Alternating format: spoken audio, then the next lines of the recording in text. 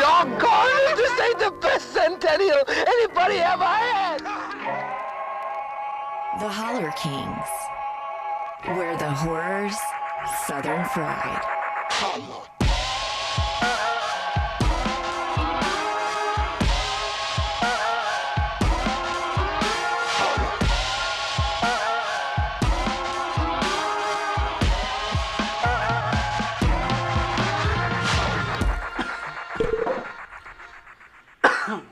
Fuck's sake, are you adjusted? Hello, it's me, Greg. And it's me, Adam. And we're the Holler Kings. The motherfucking Holler Kings. Beautiful. Adam, what movie are we going to talk about today? Well, shit. We're going to review 1964's 2000 Maniacs. That is like you channeled a character from this movie. Now we got us a big barbecue to start things off tonight. You're all invited to a centennial celebration. What they were celebrating wasn't important, and it sounded like a heap of fun until 2,000 maniacs, crazed for carnage, started bathing an entire town in pulsing human blood. You'll see 6 young strangers doomed to slaughter by an ancient curse. There came an awful sound. And from his lips there came an awful sound. Brutal, evil, ghastly beyond belief. You'll see the most diabolical device ever contrived, designed solely for assassination by a town of madmen, insane with bloodlust, gruesomely stained in blood color. Starring Playboy's favorite playmate, Connie Mason. Oh, the South's gonna rise again. That's literally how every Southern character talks in this movie. All of them. It's like Foghorn Leghorn times 1,000. 11, yes. Yeah. Oh, absolutely. Yeah, we're stepping in with the godfather of gore himself, Herchell Gordon Lewis, and we are headed to the South. I mean, there is so much going on in this movie. I was really excited that you brought this to the table. Yeah. I was ignorant of it. You brought it to my attention. In retrospect, this probably should have been the first episode of the show. I mean, this is like the quintessential Southern horror movie that needs to be judged by Southerners. I think this is like marquee stuff for us. Yeah, sure. I know I always do this to you, but give me a reason. Okay. Why the fuck did we watch this? Yeah, like what made you bring this to the table? I mean, I feel like a lot of times, several times with this podcast, we've kind of delved into or hinted around, kind of touched upon the whole dynamic of North versus South, Yankees versus Southerners, city folk versus country folk. And I feel like this is the impetus of it all. It's like literally that's what the movie is Southerners going after Northerners. And I felt like, well, we got to touch on this one then. And I was really curious how you felt about the movie. I was like, I gotta have him watch this one. I mean, this thing was... Because honestly, I hadn't watched it in a long time. And I'm sitting there watching the movie. I'm going... This may make or break the podcast. I can't wait for a text going, nah, fuck it, I'm done. No, it was a good run. Like, I don't know, 30 seconds into this, I knew this would be good for the podcast. This was like quintessential, I mean, I don't even know where to start almost. I mean, I really don't. I mean, this thing... Well, I'm curious to get a little background from you. Did you know much... Had you seen any Herchell Gordon Lewis films or anything like that? If I have, I didn't know that it was him. I think I've seen, is it Blood Feast? Yes. I've seen that movie. Okay. And I think I saw it in the context of Joe Bob. I'm pretty sure that he had it on one of his one of his recent, Shudder episodes. But yeah, outside of that, I'm not sure. How about you with Lewis? I've seen a few. I haven't seen. Well, he's made a ton, and a lot of them weren't horror. Like he started out making like those, like nudist camp films and like stuff like that. Just kind of that general of just women frolicking around with their tops off type thing. He kind of started out with doing that type of stuff before he got into making horror films. So I haven't seen really in that stuff, but I've touched on some of his like horror fare that he's done. Is that sort of his thing? Is just really low budget filmmaking to get Pretty much, get in yeah. grindhouse and drive-in theaters? stuff like that? It was all kind of about like what can we do kind of cheaply and quickly and stuff like that, and just kind of get out there to the the drive-ins and stuff like that. It's almost like the titles of his movies that I know of remind me of like Ed Wood style, where it's almost like I feel like the title is first. Right. Like this will get butts and seats, or that we can sell this to this market because the title. What do we film to justify 70 minutes of runtime? Yeah. You know what I mean? It kind of feels like that. The Wizard a little bit. of Gore. Right. I gotta go see that. So yeah. What are some other hallmarks of his horror work? Let's see, Gruesome Twosome, Color Me Blood Red is another one. So yeah. Are those all 60s? I mean, Pretty much most of his stuff was made in like the 60s, and then he kind of dropped out of filmmaking there. He kind of like and then he came back a little bit later and did like a Blood Feast sequel, and then he made like one other movie called the O Show. Okay. Like was 2009ish, 10ish or something. Well, so I saw that he kind of recently died. That it was like 2016 or whatever. A few years back. And he was pretty up there, obviously. But yeah. He kind of made like a ton of movies in like the 60s, maybe some into the 70s, and then kind of just stopped making movies. Herchell Gordon Lewis was one of those people. I knew him before I knew his movies. I feel like he was one that was talked about in like Fangorias and like Rue Morgues and stuff like that out here. Well, not really here because I'd be reading it, but anyways, I would kind of see like people talking about his style of filmmaking and some of the movies he made. And then when I think what was that? Was it Media Play? Is that what it was called? Oh, right. I used to go there. That was one of the places I used to go to look at DVDs and stuff like that. And I found 2000 Maniacs there. And I think it was like maybe the only Herchell Gordon Lewis movie that I found there, at least that day. Yeah. And so I was like, well, I got to buy this up because I've heard so much about his movies and stuff, especially about Blood Feast being like one of, if not the first, one of the very first gore movies and everything. So I was like, oh, I got to see this. And I think this had to have been around the time of the remake, 2001 Maniacs. Okay. I don't think it had came out yet, but I bet you, actually, now thinking about it, a lot of it probably came from around when I first started hearing about Herchell Gordon Lewis. Was probably around the time that they were gearing up and starting to make the remake. Sure. Because the remake was made in like 2000 or 2001. It didn't come out for a few years. It took a little while before it came out, but it was kind of filmed around that time, if I'm remembering everything correctly. Yeah. And so knowing about that and finding the DVD of the original, I was like, oh, I gotta watch this. So I bought it and went home and watched it. And I remember I've always kind of had an affinity for like trashy cinema, like and like cheesy and sleazy type stuff. And so watching it, I was like, oh, this is great. This is I love it. It's so. I guess I don't want to call it so bad. It's good. I think they knew what they were making. They deliberately made it that way. But it's just, I remember having a lot of fun with it. Yeah. In revisiting it recently for the podcast, how, did your feelings change about it, or did you feel pretty close to the same? No, pretty much the same. Yeah, pretty much. My biggest thing was like, I don't know how Craig is going to react to this.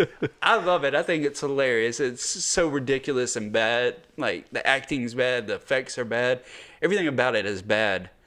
But it's got this charm to it that I love. And I was like, I don't know how Craig's going to react to this. I'm excited. Before we parse that out, yeah. Why don't you give us just a little synopsis of what this film is about?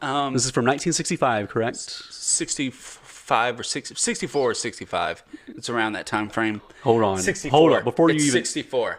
You got it. Boom. Schooled me. Boom. I'm the best.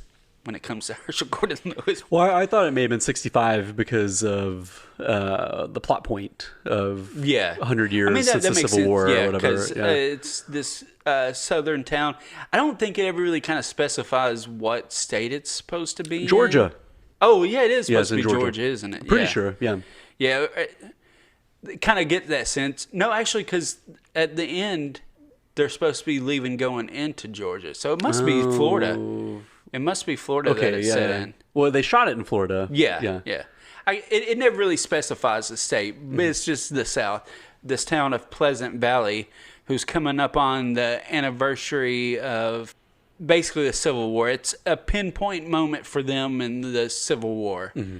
And they lure some Yankees, as they call them, people from the North, to their big shindig they're having to celebrate this anniversary.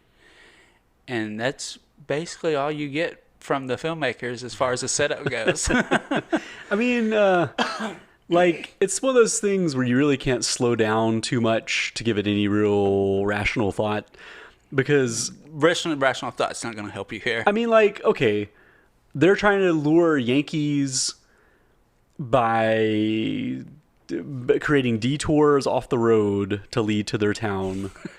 And this detour is sourced from Florida.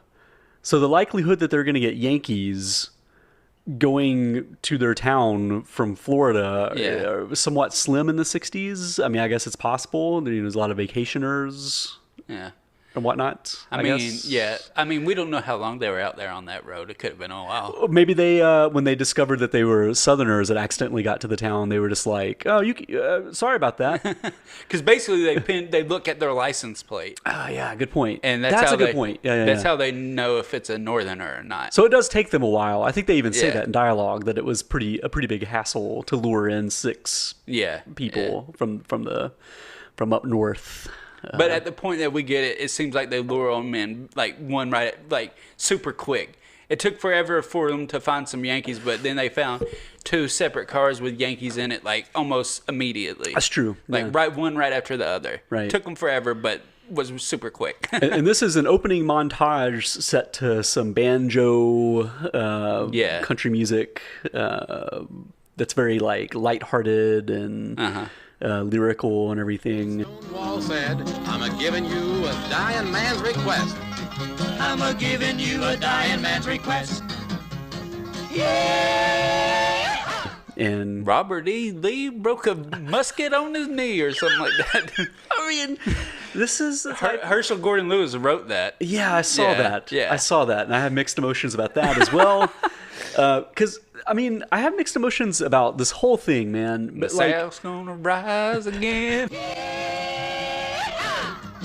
Oh, the South's gonna rise again. I mean, because I kind of like the music, to be honest. It has a fun vibe to it. There's something about it, even though there's shades of it being artificial, it feels weirdly authentic. I don't know how to describe it.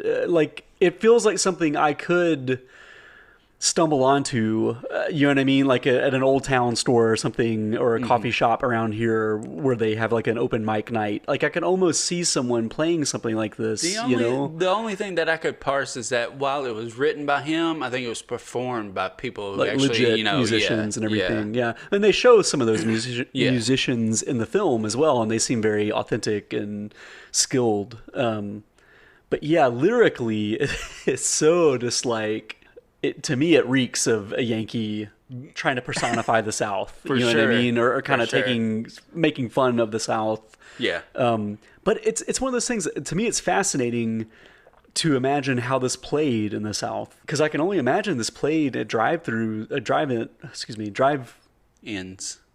I keep saying drive-through with me. This played in a lot of movie houses, I would think, in the South. And I just wonder, did people enjoy it because of how Southerners are kind of taking the piss out of Yankees, or were they kind of turned off by the caricatures of the South that are top to bottom in this movie. You know what I mean? Right. I don't know. I would be really fascinated to hear from someone back in the day that saw this as like a teenager, for instance. You know what I mean? I'm really curious how it went over. I don't know. Yeah, I don't know. I watched this documentary about Herchell Gordon Lewis that's called The Godfather of Gore. Mm-hmm. And they have like Joe Bob Briggs, like you mentioned him. He's in the video or the documentary. John Waters is in there. They have a bunch of people. One of them was talking about, I think it was 2000 Maniacs. It could have been Blood Feast that they were talking about, but I want to say it was 2000 Maniacs. And how this movie played like you said, like in low rent theaters and like drive-ins and stuff like that, and how people seem to have a blast with it. But that's a secondhand account. Who knows, if they actually did. But because I'm definitely of a mixed. It's really complicated for me because I definitely had fun watching this thing. Yeah. And it's one of those things where it's like lightning in a bottle because it was like right before civil rights became mainstream. Mm-hmm.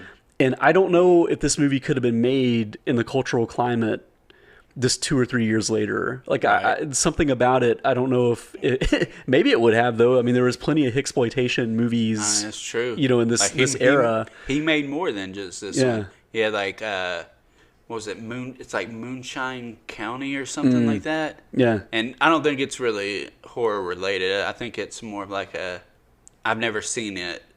He made a bunch of movies that not all of them were horror, but I think it's more of like an action type of, like those type of like Big Bad Mama type vibe or something, I believe. So yeah. He definitely delved into like hixploitation several times.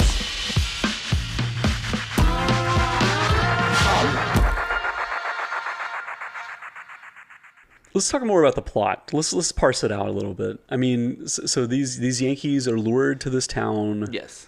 Population 2,000. They get to this town, the town square, and it's clear that they're setting up for some kind of celebration. Like there's all kinds of people in the streets.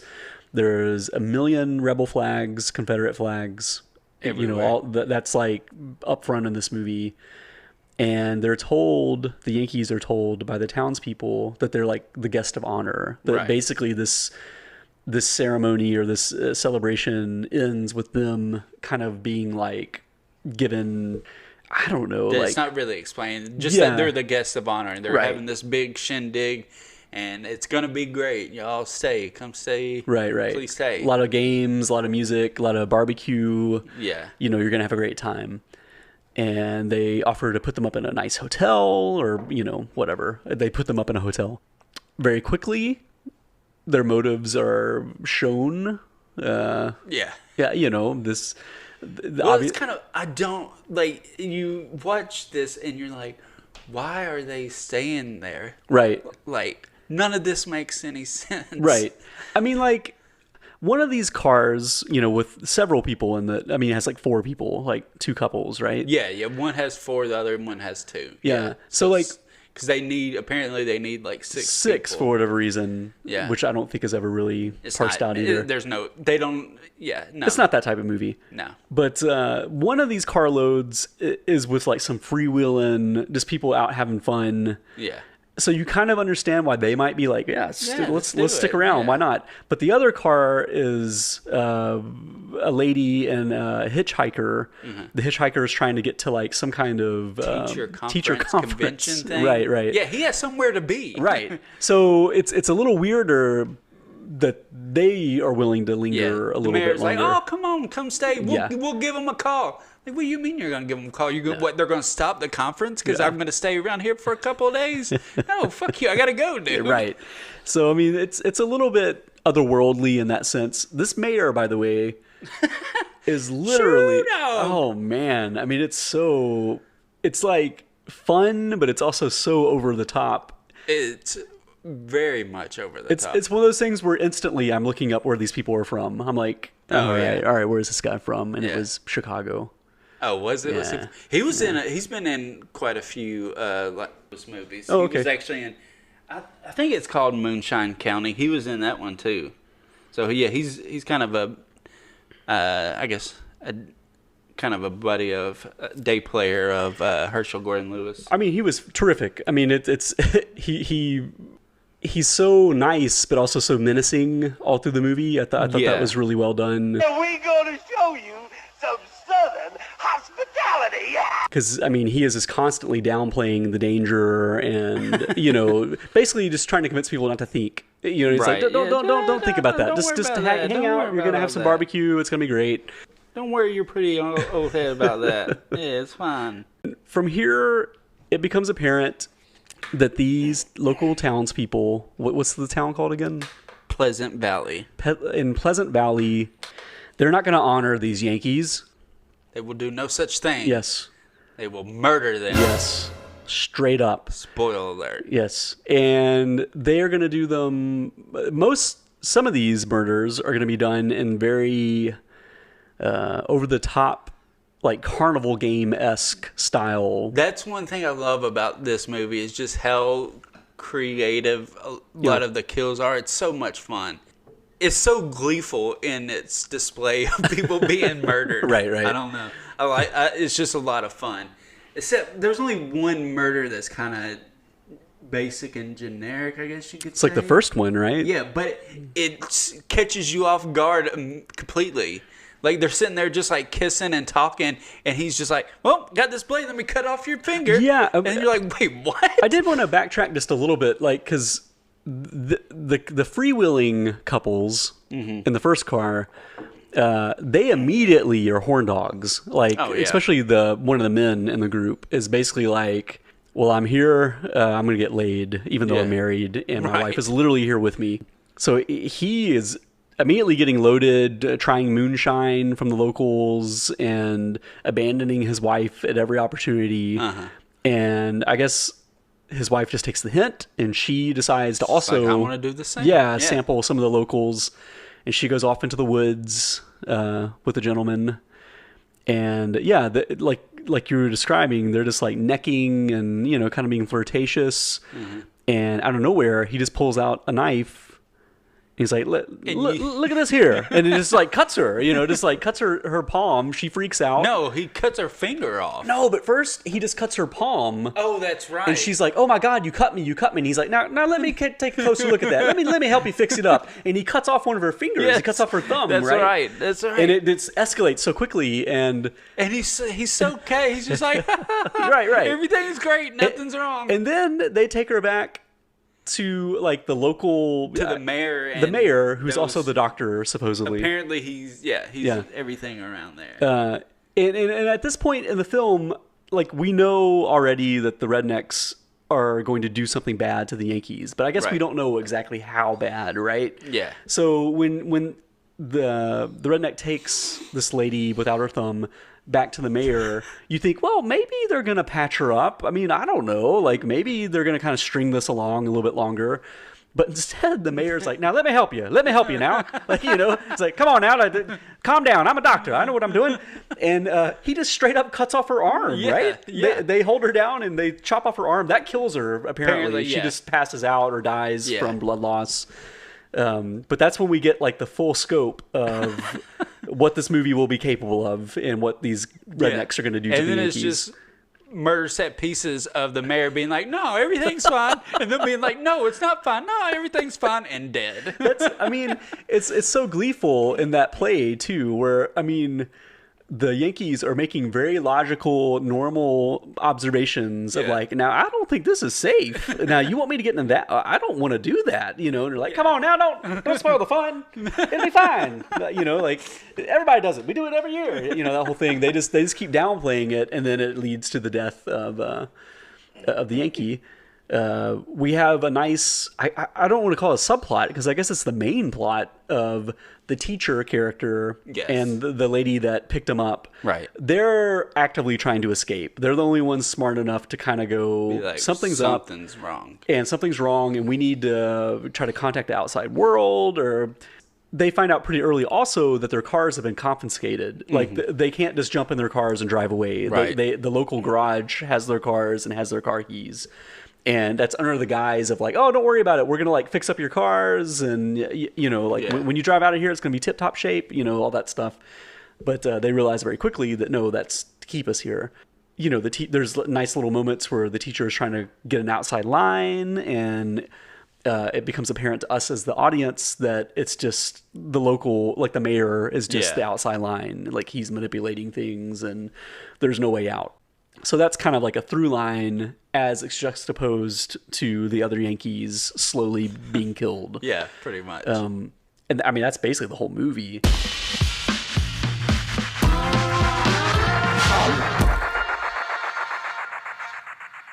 I think we've kind of laid, really, I think what this movie is the kills. Yeah. So I think we just go into that. I think we both agree that this movie's ridiculous and again, I don't want to say so bad it's good because they know what they're doing, but it's not a traditionally good movie.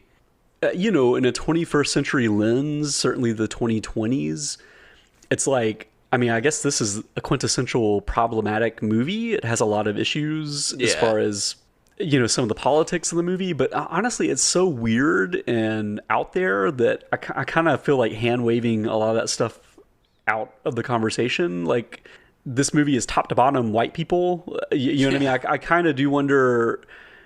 maybe they wisely sidestepped any kind of politics outside of straight up white Yankees rednecks. You know what I mean? Like they didn't parse out anything else. I feel like, you know, I don't know if in the sequel or the modern remake or whatever, if they played around with some more ideas, you know, involving the South and Yankees or whatever, but very tame. You know, they just don't like Yankees. Although story-wise, there's a little bit more to it. But yeah, I mean, the kills in this thing, pretty great. What's your favorite kill of the ones that they showed us? I mean, easily it's got to be the carnival game one, right? With the rock, the giant rock. Yeah. You gotta be that. Describe one. it to us. It's literally the concept of like a dunk tank, but instead of a person falling into like a vat of water, it's a rock falling on a person. Right. Like a huge, not a rock, a boulder falling onto a person that's laying like prone on the ground. And the rock's, I don't know, probably like 40 feet in the air. Yeah, it's pretty far up. Yeah. So, and basically the townsfolk have to, just like a dunk tank, throw a ball and try to hit the target to make the rock fall. Yeah. And the whole time, the victim, the young lady that is, you know, laid out underneath this rock, suspended in the air, she is just pleading not for them not to do this. She's realized what's going on, and you know, and that's part of the comedy of this is just how they're like, oh, come on now, like, you know, they just keep insisting that it's fine, and now stop giving us trouble. Now, it weirdly, like, it feels wholesome in the like most like sadistic way. But yeah, he's just, oh no, come on now, it's fine, just lay down there, we'll get you down there. And I do think if this movie had a different tone, like a Texas Chainsaw Massacre style tone, it could be really scary and chilling. Mm-hmm. But just the way it's played, it's just funny. I don't know. Like, I think you'd have to be a very sensitive soul to like genuinely be upset for this woman. Yeah, you know what I mean? Because it just seems so out there and almost like surreal that it doesn't feel. I mean, none of this feels real. You know what I mean? Yeah, so I don't know. A few years later, it may have been played differently. I don't know, but. Was that your favorite kill? Oh, my favorite one. Which, by the way, that one ends great because there's like so many. It's nice suspense where you have multiple townspeople throwing the rock and missing the target, and she keeps pleading, and she's like, "It's not too late. You can stop this," you know, and finally someone manages to hit it, and he's all like, "I could have been in the major leagues," you know, like. But my favorite one is actually the barrel roll.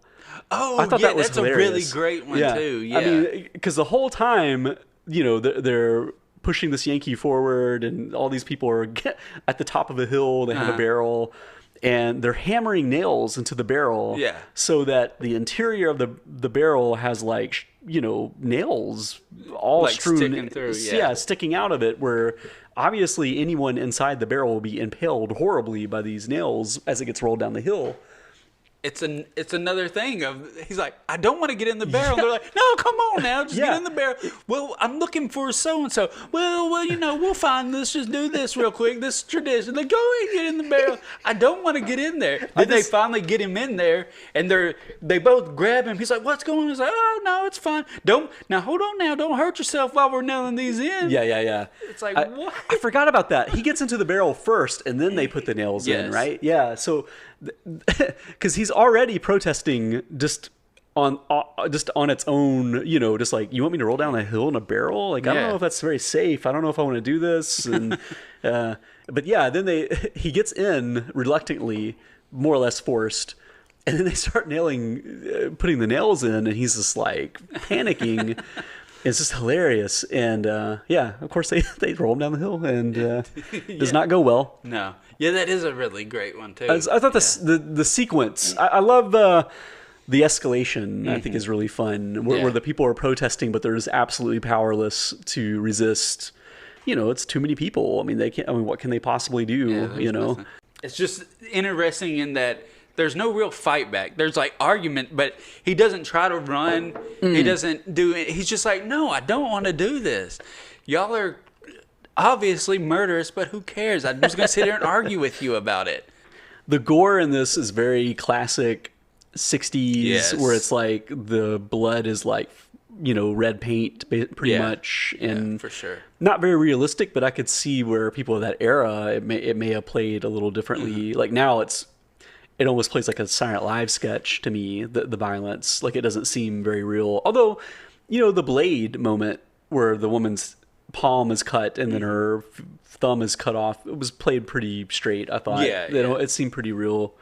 It's funny to me too that like the teacher and the hitchhiker and the lady that picked him up, that they're not they don't have that much like security around them.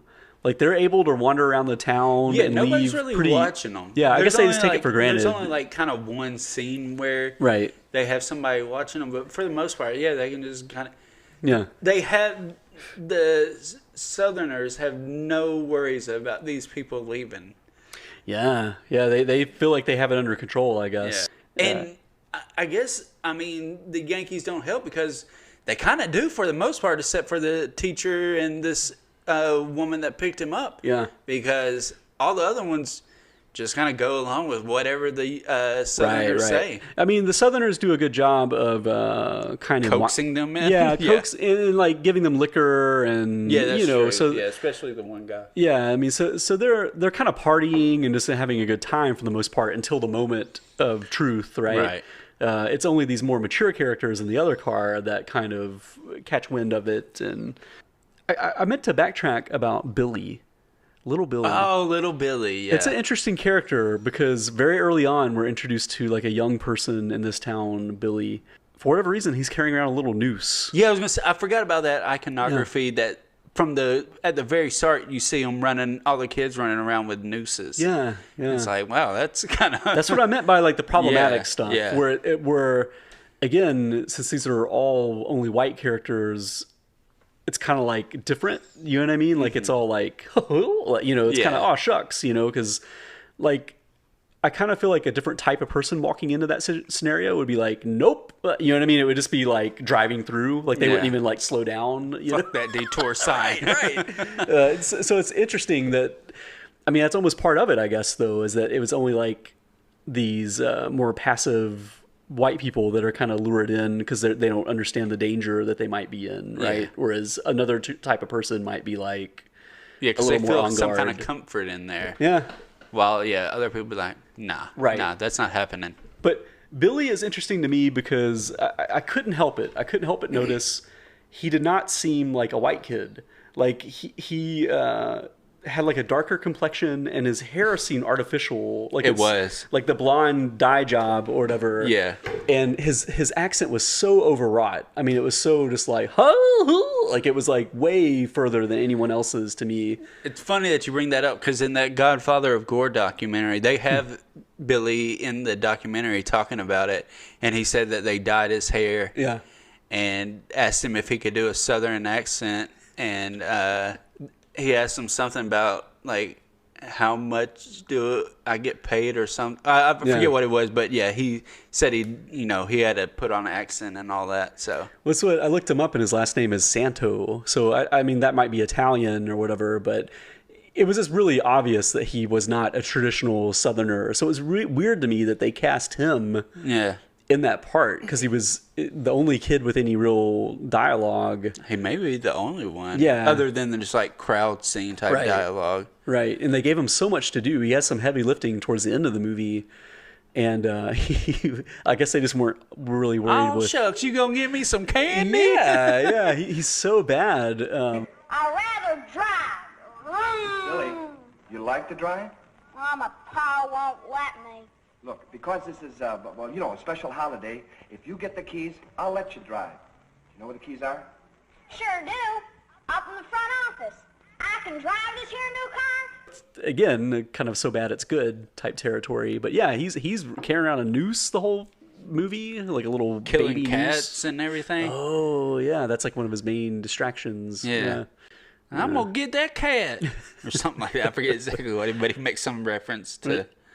That's how, like, when all these Yankees are being systematically executed.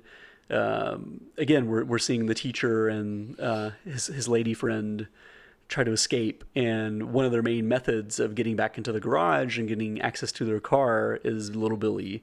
They offer him candy. They lured a kid with candy. Yes, they promise him candy, and then eventually they promise that he can drive the car really fast, and he's very interested in that. So he uses his local knowledge to get them into the garage. Yeah, and that's kind of I guess like one of the main plot lines or whatever.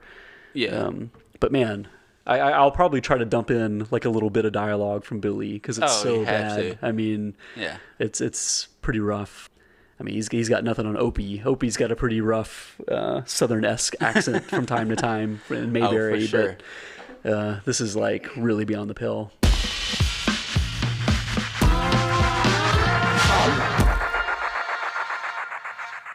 What'd you think about their escape and all that, and how they got away, and I guess the big reveal of the townspeople and all that? Well, that's what spoiler. I mean, we're definitely going to get into spoiler territory. If you haven't seen this movie, you might want to check it out. Yeah, we're going to talk about the definitive ending because I was a little confused by the ending, to be honest. Okay, I didn't totally understand what happened. Yeah. So our main characters, the couple, do manage to escape. Who were actually a couple in real life. Were they really? Yeah, I assume because the guy, I think it's Bill Kerwin or something like that. Yeah. He was a player in a lot of Herchell Gordon Lewis movies too. And I guess Connie Mason, she was in 2000 Maniacs and she was in Blood Feast. I guess they maybe met on Blood Feast. Well, and then they were married for like, I don't know, for like 25 years until he died. That's funny that you say that because I assumed like when they started to actually become romantically involved, I was like not disappointed, but kind of surprised because it seemed like a relationship that was legit, just two people trying to get out of this situation type of thing. And there wasn't any romance, but then suddenly out of nowhere, he's like, you need to calm down. And he kisses her and everything. And he's a little bit older. At least he looks older. Mm-hmm. So I was a little bit like, whoa, shocked. So to learn that they were actually married is pretty wild. Yeah. But yeah, they managed to escape. And that's not good enough. They end up going to local authorities and backtracking, trying to find this town. Yeah. I guess to hold someone accountable or maybe save anyone else that has survived. Which I thought was extremely brave because I'd be like, nope. I'm not, y'all go. Right. I've done my part. I've reported it to y'all. I'm out. Yeah. I mean, like the fact that both of them were willing to go back and backtrack is crazy to me. Like it just seems like, what if, like I thought it was going to punch out. And you're only coming with one cop?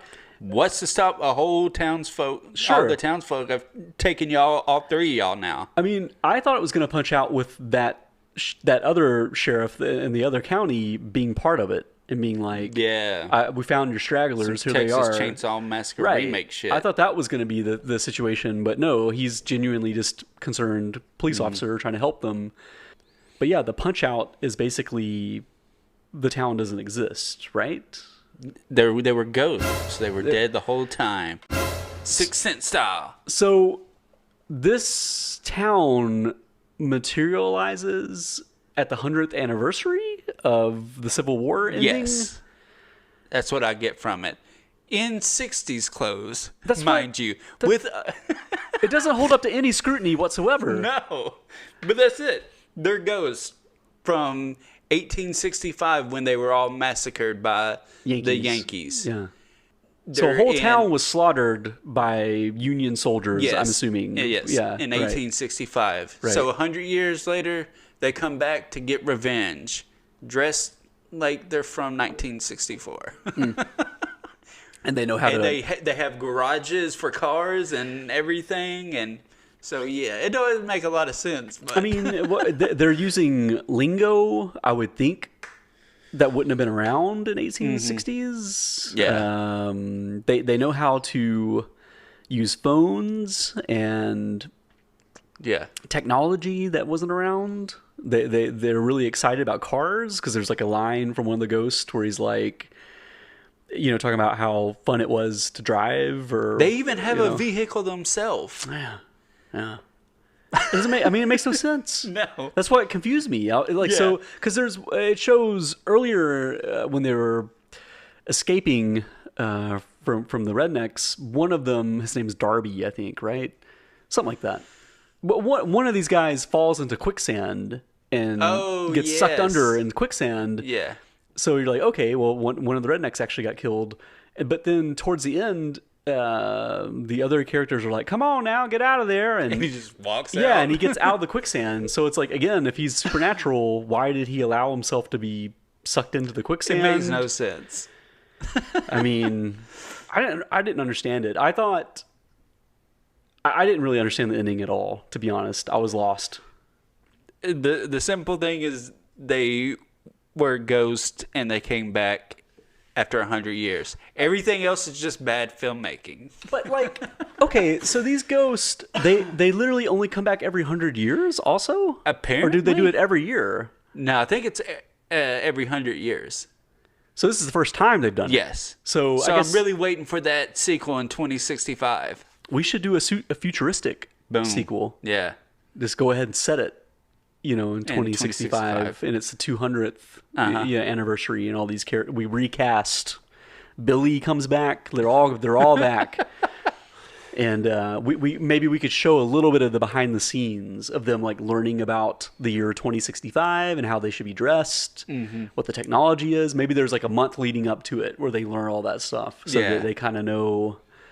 Because I'm fascinated. Hide in plain sight. Yeah, I don't understand how it worked at all. And apparently build the structures, because there's no way those buildings look like that in 1865. Right. Maybe some of them, because they're older buildings. But all that stuff disappears as well, right? Yeah. So I guess that's like But supernatural. I'm saying some of it looks modern too, though. Yeah. That's what I'm saying. Yeah, it doesn't make sense at all. So it was like ghost buildings, ghost vehicles, Yeah. ghost. Even carnival ride apparently even stuff. a ghost plaque that tells about what happened to the town. Because that disappears as well, right? Yeah, which wouldn't have happened till after they were slaughtered, but somehow good that point. disappears too. I don't know. Yeah, someone honored them. Yeah, and put up a plaque like you see around states and stuff of like different historical sites, and that disappears too. That really makes no sense. I think it was supposed to blow your mind, but it just confused me. Yeah. Like, I think it was supposed to be a zinger where you're like, whoa, cool. But I was just like, what? Who? Like, I think I understood, but I just immediately the logistics of it didn't make any sense to me. No, it doesn't make any sense whatsoever. I mean, they could have at least punched out with like, you know, as they're returning to Ghost or, you know, whatever, they were in period costumes. That would have been a nice way just to kind of show. Yeah, be like they can somehow, Yeah. they're ghosts, so maybe they can modernize somehow, but Like- then they still go. Like, just acknowledge, we know what you're thinking. This is us explaining it. Just be like, we didn't have the money for all those fucking period costumes, so here, we got 2, so there you go. It's just like, similar movies hold up the scrutiny a little bit more because they try to fill in those gaps and the blanks. Yeah. It would be kind of nice if maybe the Yankees had noticed a few times, like in the costuming, like, oh, that's an old school thing that you're wearing, or you still use pocket watches like that. You know what I mean? Like, I don't know, just little moments to kind of like hint at an idea that these are ghosts from 100 years ago. Y'all still use horse and buggy? Yeah, I mean, just like, even though y'all have a vehicle, yeah. I don't know, just like little touches might have been kind of cool to kind of explain it, but instead, no, they look like a totally modern, modern for that time. Yeah, it looks that they didn't do anything to try to make it set in the past. On that note, that's Herchell Gordon Lewis. I say, let's grade this guy. Let's punch out. Okay. I am going to give it a C. Yeah. Yeah. It's not good in any sense of being like a well done story or well acted. Yeah. Or great effects, but there is a serious charm to it that draws you in. It's a lot of fun. It's ridiculous and goofy, and the kills are super creative. So, like, the kills and all that and the charm of it is why I give it a C. It should probably have lower than that if that stuff went in there. Because all the other elements aren't there. It's not like, well, this is 1964 and they had a budget, I'm sure, of probably basically nothing. But it was a creative idea, and it was interesting and fun. So because of all that, I would give it a C. You're not wrong. Yes. You're not wrong with your assessment. And I'm going to do something. I'm going to go against everything this podcast stands for, because this is definitely not authentic. This is definitely made by a Yankee who wanted to play around with what he thought of the South in the 1960s. This is definitely a caricature of the South. So it does not pass any kind of scrutiny that we normally put a movie under for this podcast. But I just thought the thing was fascinating. Yeah. I really did. I mean, like, there is something about it, just as a cultural artifact, I thought was, like, really, really fascinating, and I'm glad I watched it. Yeah. So in a weird way, I think I want to give it an A. Like, oh, wow. You know what I mean? Because, like I can't recommend this movie. Like I can't urge someone to see this. Like, oh, you got to check this out. This is like quintessential Southern horror. I don't think it is, but I think as a cultural artifact, it's super important. Like, I think it's something worth checking out if you're interested in how Southern horror has played out over the past, century going into the 21st century. You know what I mean? Yeah. Like, and just seeing this movie is like right before the civil rights era and right before people started looking at the South a certain way. It's really fascinating to me. Like, it's interesting that, like, a lot of these taboos and thoughts about the South already existed before I thought they did a little bit. You know what I mean? Yeah. So yeah, like, if you listen to this podcast and you're interested in this topic, I mean, I gotta say, you gotta see it. Like, it's kind of a top tier cornerstone of this genre or whatever of Southern horror. So yeah, I'm intellectually giving this a D-, I guess. You know what I mean? But this emotionally and just as a topic, like an A. Like, I think it's a must see. So really? I'm glad we watched it. It's awesome. Even though it's inexplicable and on so many levels, like, the story doesn't make that much sense. The performances are so over the top and really bad Southern accents. But I don't know, something about it has really captivated me. It really is. It has a charm to it that kind of, it really does captivate you. But it's not a good movie by any stretch. But there is something captivating about it. It's like John Waters or anybody like that. The people that make these types of movies. There's just something about it, and maybe it's only for certain audiences, but it's special to those audiences. I mean, it would be tough to watch this without it being camp and without it being, you're kind of watching it to laugh at it. But I mean, I feel like that's how it was made. Like, I almost feel like it was made as camp. And John Waters is a great person to bring into the conversation, because I think it's very in line with some of his work, especially his early work. So I don't know. I mean, it's definitely not satirical or like clever, but there's something in the water of this movie that, like I almost kind of wish we would revisit it at some point. Maybe if we do the remake, we can kind of bring it back into the conversation, because absolutely. I kind of feel like it's one I'll read about and learn more about, between now and then. So he's an interesting filmmaker to follow for sure. Well, it was a unique time. So it's interesting, just like thinking of the audiences they were trying to make these movies for, and the markets it would play to. It's pretty neat. So 2000 Maniacs, readily available to stream for rent. I rented it off Amazon Prime, so pretty easy to come by. You can watch it on. Somebody posted it on YouTube. It's not a very good copy of it, so I would use discretion on that. I know Arrow put out a Blu-ray of it and stuff. Yeah, they put out a fantastic box set of like a lot of Herchell Gordon Lewis movies, but one of them was 2000 Maniacs, and I think they did a like standalone single release of just that movie too. Maybe a couple of them, but I know that was one of them. Nice. And so they always do fantastic stuff, and I know they have a streaming service too. They may have it on there. How did the copy on Amazon look? Did it look really good? It looked fine to me. But see, I couldn't rent it on Amazon. Oh, okay. Apparently, Amazon has this thing now where I don't want to get into it, but basically on Android phones, because usually I rent I'll rent it off my phone and then watch it on the TV, but on Android phones for some reason, like I can't order audiobooks from Audible anymore. Really? Yeah, I don't know what it is. Huh. I don't know, some weird thing. Because I read up on it because I was trying to get some audiobooks, and it was like, no, you can't do it anymore. You can only get their service for it or whatnot if you have an Android phone. I don't know what it is, so I wasn't able to rent it like that. But anyways, yeah, so did the copy of it look real good on Amazon? Not knowing how it's supposed to look, you know what I'm saying? Because it's an older movie and it's low budget, 60s. I mean, it looked fine to me. I mean, it was totally presentable. And, I'd say Arrow's the way to go if you have their streaming service or want a physical copy. But if not, check it out on Amazon or something. So what's the overall grade, you think? Well, you gave it a C, right? Straight C? Yeah, just straight C. Yeah, I gave it a straight A, so I guess it's straight up a B from the Holler Kings. Yeah. All right. 2000 Maniacs. There it is. There it is.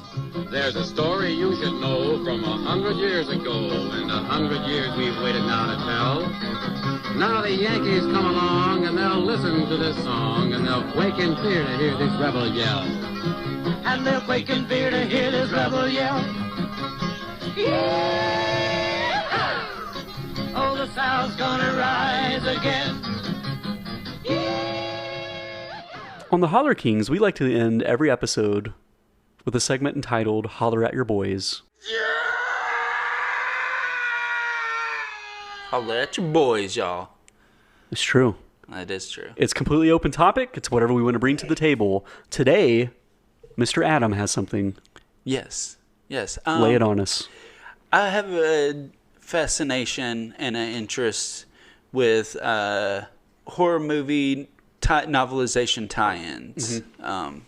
It's always I don't know, it's an interesting concept, and I've always, even since I was a kid, like, even though it wasn't maybe necessarily horror movies, but just those movie tie-in novelizations, I always liked reading them and then like going and watching a movie and trying to get the differences and stuff like that.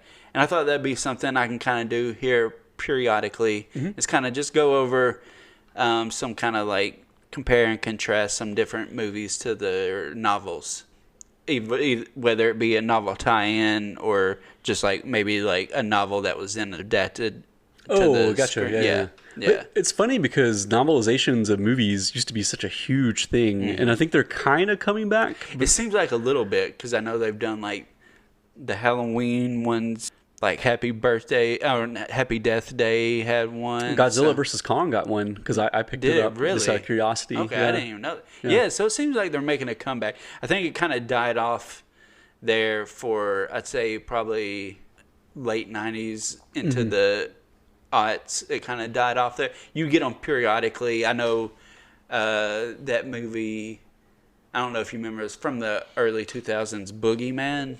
Yeah, it had one. Yeah. So, I mean, it still existed, but it kind of, it was really big in like the 80s and 70s, 80s, I'd say, early 90s maybe, and then kind of took a big drop.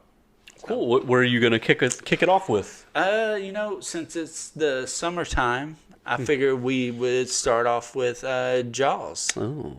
Yeah, which, again, why I gave that caveat, because it's technically a novel that was turned into a movie. So it may be that some, not just, novelization tie-ins. Yeah. But, yeah, I figured we'd kind of discuss Jaws and the novel it's based on.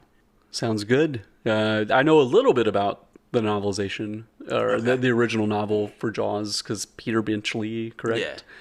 Yeah, and there's some pretty big differences between the movie and the original novel, right? Yeah. They made some changes.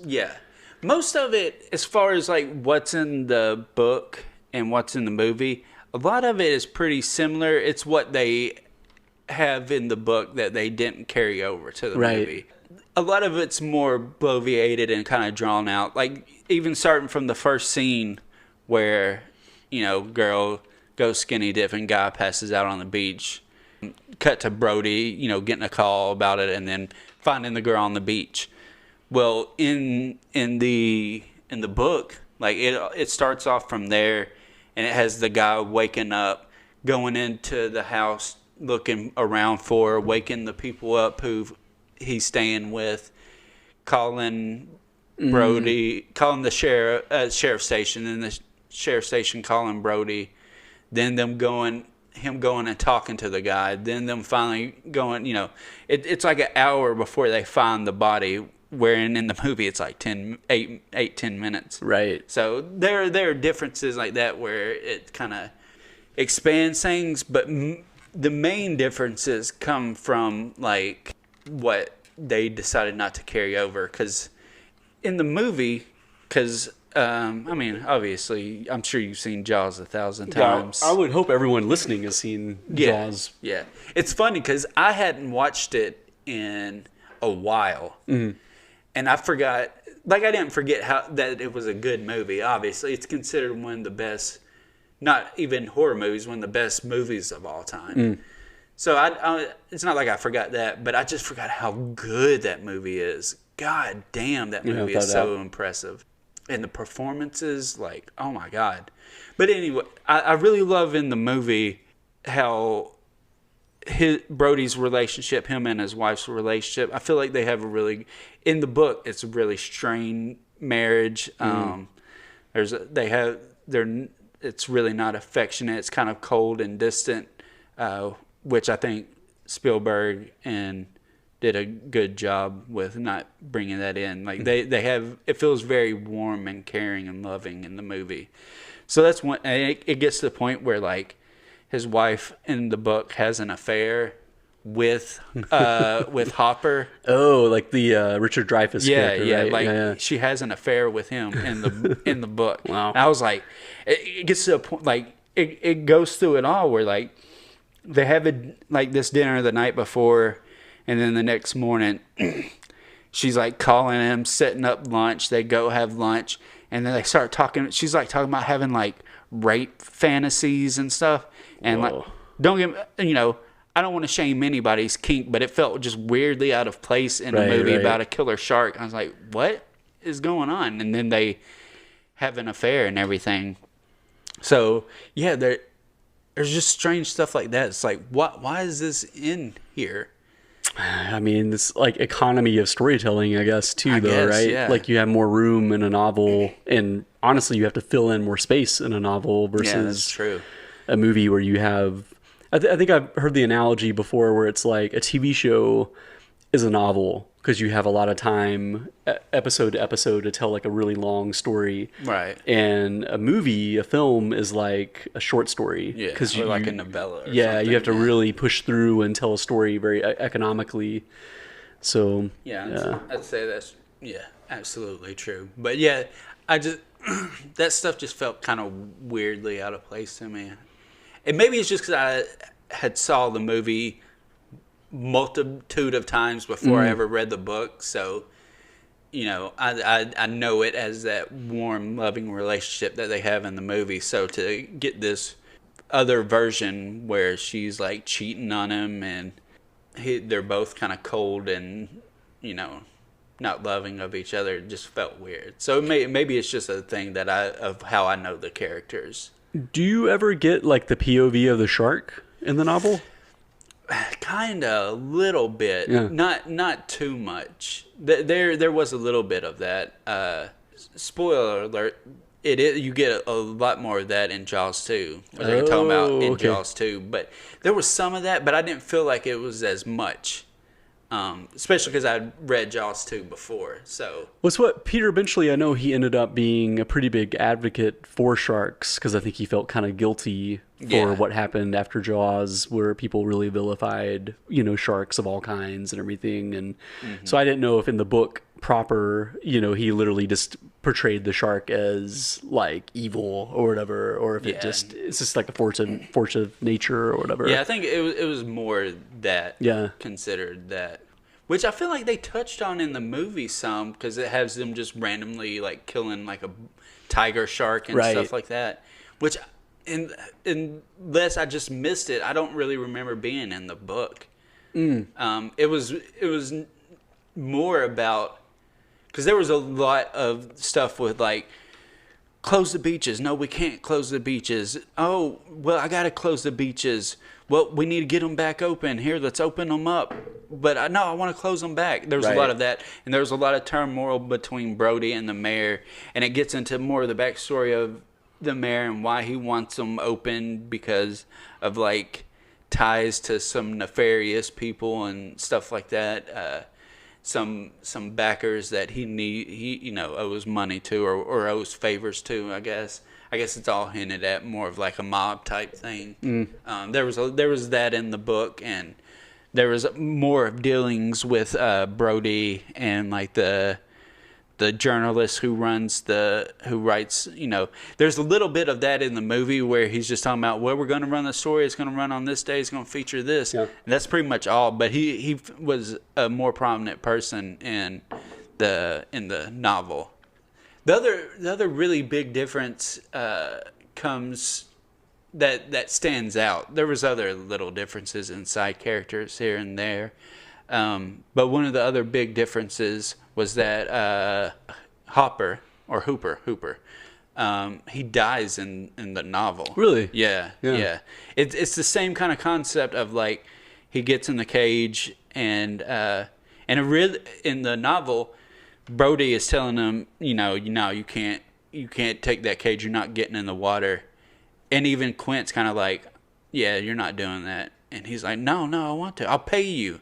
And then Quint's like, oh, okay, hold on. Maybe let's talk about this. Maybe he can do it. And there is like a scuffle at that point because Hooper. What is it? Hopper or Hooper? I'm pretty sure it's Hooper. Yeah, Hooper. Been watching Stranger Things, so I keep thinking Hopper. Yeah. Hooper. So yeah, Hooper almost kind of reveals that he had an affair with, Brody's wife. And there's a point where Brody kind of attacks him like, what'd you say and all this? And he's like, you know what, fine, you want to kill yourself, go for it. So they take it with them. And then that point, like in the movie, when the shark starts like kind of ramming the cage and gets through, he doesn't make it out. Wow. Yeah. So, and that does happen before Quint is killed. Yes. Yeah. Wow. Yeah.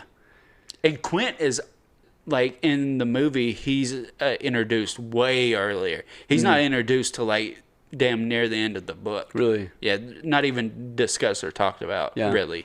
Huh.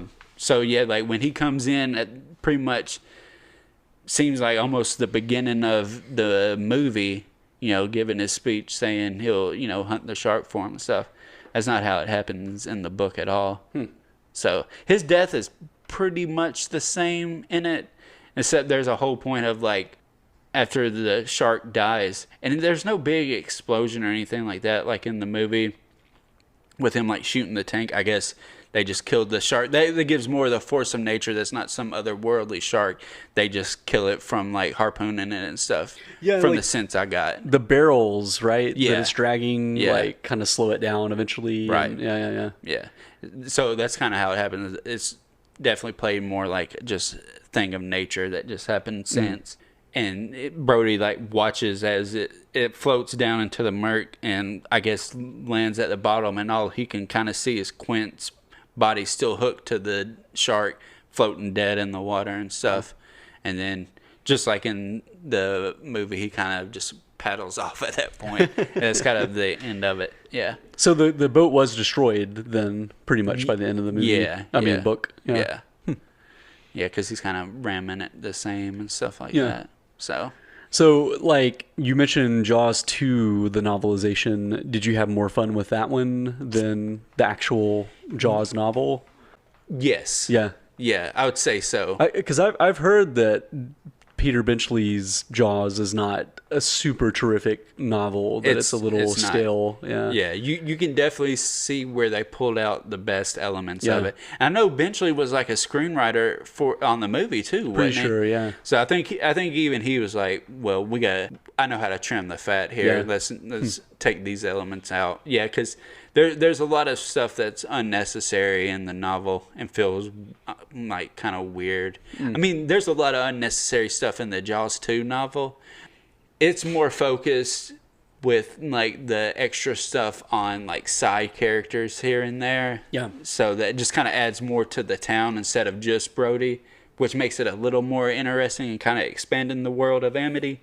You know, Jaws 2 isn't as precious as Jaws 1, you know, as far as like fandom goes and everything. Jaws 2 is a good movie, but it's not Jaws 1. Right. You know what I mean? For sure. Yeah. So, but yeah, I mean, I guess that's all I can really think about as far as like that stick out in my mind, you know, as far as like the differences and things like that.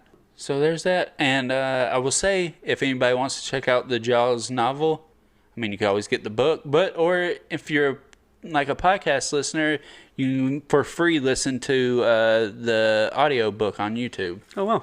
So, admittedly, spoiler alert, I didn't read the book. I listened to the audio book. Oh, you did? Oh, okay. Yeah. Well, yeah. Still. Because I was like, because I've gotten into audiobooks here recently, but a lot of them are expensive. But that one was one I hope it's all, you know, I hope it is like all legal to listen to it and stuff on YouTube. But I feel like Universal Studios has made plenty of money off of Jaws. Yeah, it's not going to hurt them if you listen to it all on YouTube. Peter Benchley's estate has probably made plenty of money off Jaws, so I think you're kind of in the clear morally to listen to. If you've bought the DVD, then the Blu-ray, then the 4K, you're good. Go ahead and listen to it on YouTube.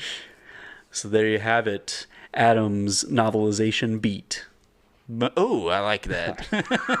I was trying to think of a name. I was like, what should I don't, whatever. Yeah, it's Holler at Your Boys segment. Yeah. You know, so as always, you can reach us on social media at the Holler Kings on Twitter and Instagram, or give us an email, thehollerkings@gmail.com. What's that? You're listening to this on YouTube? My word. Well, be sure to subscribe and leave us a comment and a like. Like the shit out of it. Oh, until next time. Thank you. Thank you very much. And holler at your boys. Oh!